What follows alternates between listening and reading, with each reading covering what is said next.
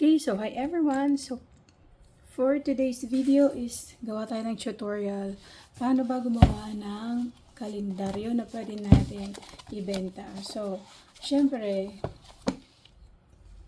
given na sa mga materyales, given na dapat meron kayong printer at computer or anything na pwede nyong pagprintahan ng ganito. Tsaka ng picture. So, syempre, kailangan ng printer. Yun talagang kailangan. And, other materials needed is yung simpleng pambutas. May mura lang na pambutas. Nasa 100 plus lang yon. May luma akong ganun kaso lang hanapin ko muna. Hindi ko na mahanap yung pinakauna kong one-hole puncher na ginagamit. So, this one is also one-hole puncher. Kaso nga lang, hindi mo makikita yung ano. So, kaya bumili ako ng medyo heavy duty. At mas madali siyang pangbutas. Medyo may mahalan lang to. So, for starting, for new beginners, for mga beginners ba, pwede kayong bumili ng mura lang. So, now, ang pinakamurang puncher na pambutas din na medyo may guide siya. Merong sizes like this one. Kung mapapansin nyo, may size A4, B5, A5. So, may mga line yan dyan kung saan mo tutugma yung papel para even yung kanyang pagbutas. Kasi since konti lang ang kaya niyang i-accommodate, diba? Kung ilang pages meron tayo sa ginagawa nating mga notebook or ano pa man na project. So, kaya meron siyang guide para uniform pa rin ang pagbutas natin. So, yun. And at the same time, kailangan natin itong eyelet. So, eyelet grommet ba tawag nito? Parang ganun. So, dapat meron din kayong pang clip nito or pang clamp. So, merong nabibili na 2-in-1 na siya. Yung pang puncher, pambutas, at the same time, yung sa kabila naman niya yung tawag dito, yung pang clip. Papakita ko sa inyo Nung nag-start kasi ako mag-ipon ng mga gamit, kaya ang mga nabili ko is pa isa-isa.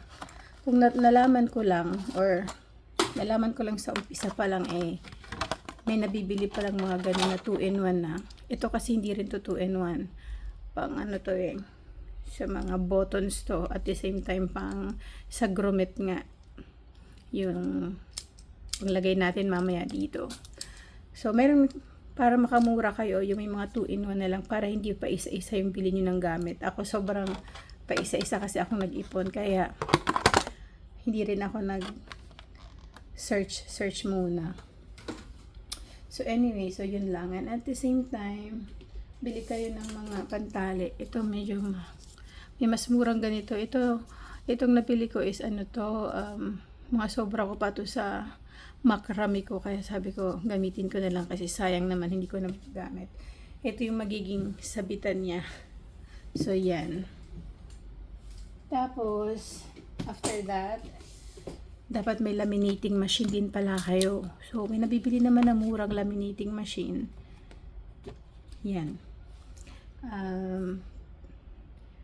Ang mga materials is, sa paggawa naman ng calendar na is, kailangan may photo paper kayo. And then, laminating film. So, ito yun. So, depende na lang sa kapal na gusto nyong gawin. Nakadepende yun sa laminating film nyo. And also sa papel. Well, okay na rin yung yung laminating film na lang yung makapal para makatipid. And by the way, since ito ang gagamitin nating pambutas, so meron tayong natawag na mga materials na pang 6 hole lang. So ito, mura lang to sa Pilipinas, 7 pesos ang isa. So, pwede kayo makahanap siguro ng 4 pesos nito, pagbultuhan na. Ang kagandahan nito, pwede nyo po siyang i-cut using a scissor. Yan, pwede nyo siyang ikat kasi ano siya, madali lang makat. Okay, sample tayo. Ito is mga libre to sa akin sa machine. Kaso lang hindi siya magandang klase kaya kailangan pili kayo ng maganda-gandang klase. So, ito ang bilis mabend.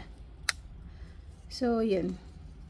Pakita ko lang ha. So, 2, 4, 6. So, delikat mo dito. See? So, pwede kayong kagandahan nito is makakagawa kayo ng mga DIY project nyo. Ayan. Ganyan lang ang pag-lock niyan. And then, pag gusto mo naman siyang i-open, madali din lang. Ayan. May pang-open din nito if ever gusto nyo ng mabilisan. Especially kung mahaba na yung ganito. So, isang hihagod mo lang. Isang hagod lang na ganun. Open na siya. So, ayan. Now, okay, now simulan natin. Tabi muna natin to. Ito. So, ang gagamitin muna natin ay ito. So, kung kaliwete ka, meron din ditong guide sa kabila. Kung kanan ka naman, meron guide dito sa kabila. Okay? So, anong purpose nito? Siya ang mag-hold in place ng ating mga na-punch na. Okay? Para sa guiding. Okay.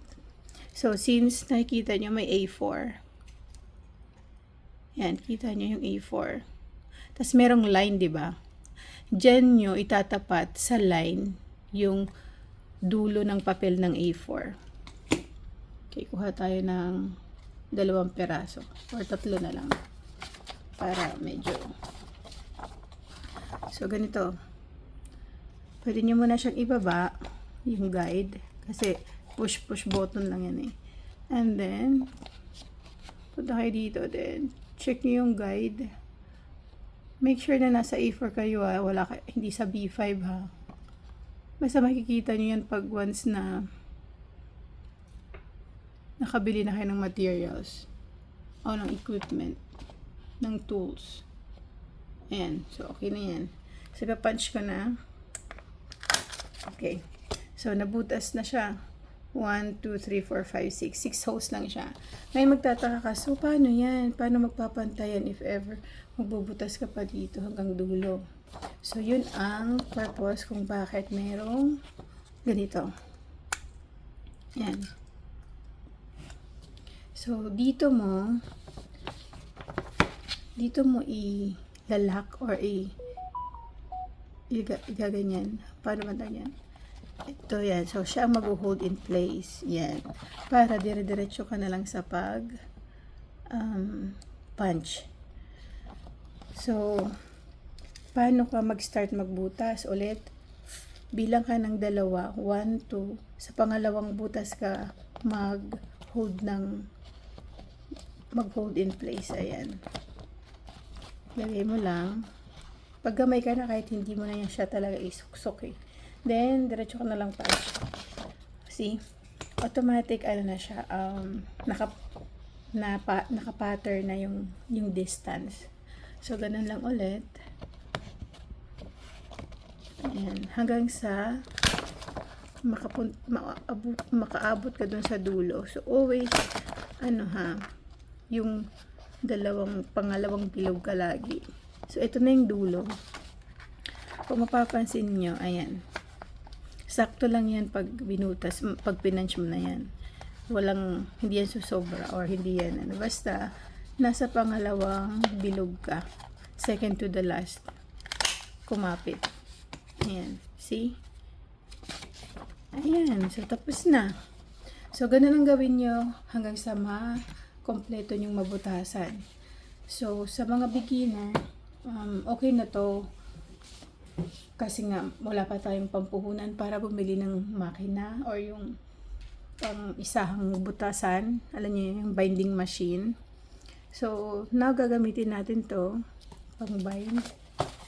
So, ganyan. So, paano mag-bind? Ganyan lang. So, madali na to. Ganyan lang siya. Then, clip mo na. Yan. So, natatapusin ko muna ha, ang isang kalendaryo.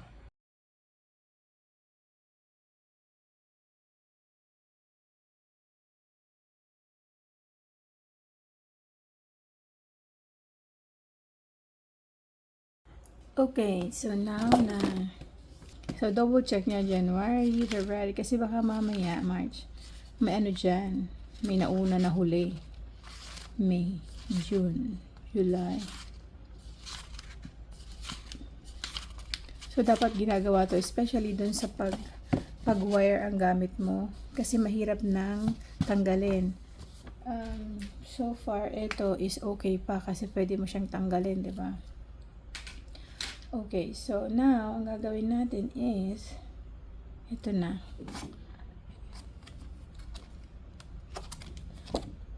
Yung picture naman ang ipapunch natin. So, di ba natapos ko na itong kalendaryo. Ngayon, pag nagpapunch ako, ang ginagawa ko is, instead na dito ako magpapunch sa harapan like this, imbes na dito ako mag-start, ang ginagawa ko is binabaliktad ko. Why? Kasi pag dito ako nag-punch, yung spacing ng sa butas, here, tsaka dito sa pinakadulo, is magkaiba. So, ang gagawin ko para maging same pa rin sila ng spacing at magpantay sila. Kasi mahirap yan eh. Minsan, ang mangyayari is either indented to pag ganyan or lampas ng konti. So, para hindi na ako mahirapan magsukat-sukat, ang ginawa ko is dito ako nag-start sa likod.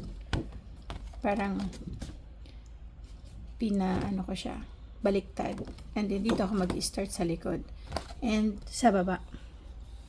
Hindi dito sa taas. Kasi pag dito ka nag-start, baliktad yan. Magiging ganon. So, make sure na naka-ano ka. Ganyan. Tapos, iganon mo. Then, dito ka mag-start. So, di ba mapapansin natin, merong lagpas ng laminating film. Hindi ako dyan magbe-base ng sukat. Dito ako magbe-base ng sukat sa papel mismo. So, yung papel mismo ng photo paper, yun yung ilalagay ko sa ulit dun sa line ng A4. Di ba yun, may line ng A5 here, may line ng B5 here. So, ito sa line ng A4 ko siya ilalagay. Ayan. Para at least pantay siya mamaya. Okay, so punch na natin. And then, i-push natin yan para meron tayong kakapitan na guide. Ayan. Ayan. Madali lang. Pero pag maramihan na talaga, promise, mahirapan kayo. Kung may order sa inyo na bulto-bulto, mahirap na tong gamitin na 6 hole. Kaya dapat makabili na kayo ng, pero makakabili tayo niyan pag pumaldo tayo sa pagbibenta. So, ayan na. So, ang gagawin mo, pag kinonek natin yan, is pantayan. I mean, walang excess masyado dito banda sa gilid, di ba? So, try natin ha. Okay, magbutas muna ako ng isa pa. At ito ang gagamitin ko. Okay, so now, ito ang gagamitin ko.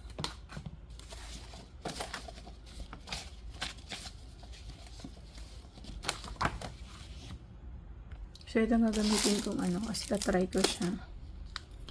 Okay, iba sila ng kulay. Transparent, parang transparent yung isa. Ito naman is white. So, itong transparent ang gagamitin ko.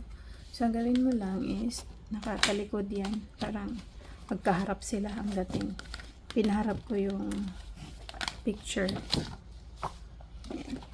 Ginagawa ko to para yung, itong spine niya, sa likod mapunta. Hindi dito sa harapan mismo ng kalendaryo. So, yan. Tiyagaan nyo na lang kasi since ang gawin nyo, ilock nyo muna dito sa ibabaw. Diba? So, paano malaki? Kaganyan nyo lang yan. Minsan, may mga pangit lang na mahirap malak. Katulad nito, ang hirap. Anyway, ang mahal-mahal pa naman ang bili ko yan dito sa Taiwan. Tapos ang hirap-hirap malak. Kaya minsan nakakasakit ng ano eh. Sa looban, kalooban eh. So, pag nilak niya na yan, makapapat ang mahal-mahal ng bilihin dito. Lalo na sa ano, ayaw malak ko. I mean, yan, ayan na, nalak na. So, dapat i-ano mo lang yung ngipin niya. Kasi, bawat isa may ngipin. Diba? So, ganyan lang. Hanggang sa matapos, hanggang dulo. Ayan, natapos ko na guys. So, ayan. So, diba ang spine niya dito sa likod. So, hindi siya makaka-apekto dun sa harapan. So, pag inano mo yan, ganito na ang kalalabasan niya. Yan, ang shala niya. Parang gusto ko yung transparent.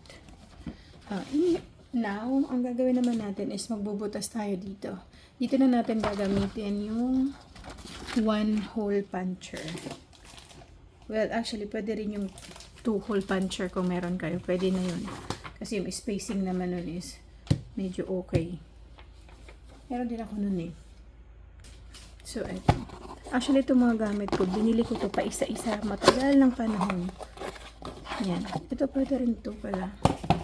Kasi ang spacing nito eh, hindi naman ganun ka.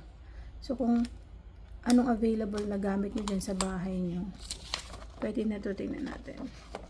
Ganyan. Tama lang. Pwede na siya.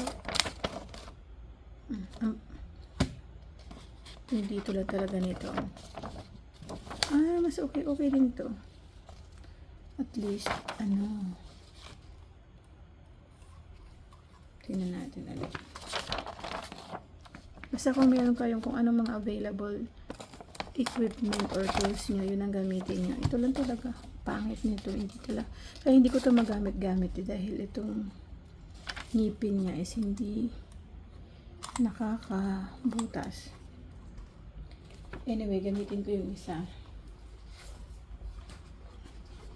So, ito.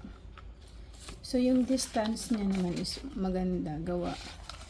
Pwede na yun kung may puncher kayo sa bahay. Masyadong malaki. So, ako, ito na lang ang gagamitin ko kasi nga. Tapos, gumawa ako ng parang pattern or guide, pattern guide. Dito ako magbubutas. So, ang gagawin ko lang, ilalapat ko lang yan dyan. Same size sa size ng photo paper. Hindi dun sa laminating film ha. Sa photo paper para sakto. And then, magbubutas ako dito. So, may naman to, may guide na yung distance ko, kaya, na yan, given to. Hindi na yan. Para sila ng distance. Okay, so yan, nabutasan na natin. So, from here, ang gagawin naman natin ay lalagyan itong eyelet. Grommet. Ganyan. May mga malalaking grommet. Kaso lang, papalitan mo din yung mo. Dapat malaki din yung pang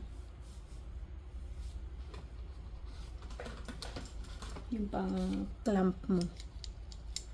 So, ito gagamitin kong clamp. Actually, ito may pang clamp na siya. Pero, mas bet ko to gamitin. Ngayon, for now. Okay, so ang gagawin mo lang is, ang base niyan is, may instruction naman yan, dapat dito ang base.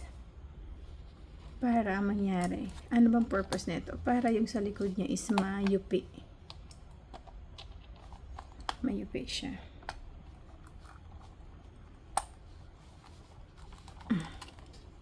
Pakita ko sa inyo. Anong difference ng na-punch na at hindi pa. So, yung na-punch na, nagkaroon siya ng ganyan. Ganyan na siya. Ang wala pa, ganyan lang.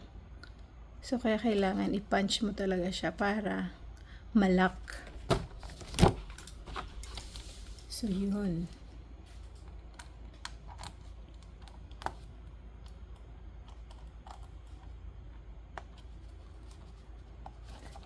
Press mo lang. Minsan, hindi siya nag-okay, kaya ito ang pangit din. Alam niyo kung bakit? Ano yung mga, pag hindi tama ang press mo, yung half lang yung na fold. Okay, so now, magugupit na ako. Itong gagamitin kong pang-sabit nila. Or depende sa kanila, pwede nila itong palitan. So, itatay ko lang to. Ganyan. And then, nagawan ko ng paraan yung nasirang ano. Ayan. So, ayan. Ayan, pasok mo lang. So, yung buhol niya is nasa likod para siya kita. Ayan. So, there you go. Tapos na. Nakagawa na tayo ng isang kalendaryo.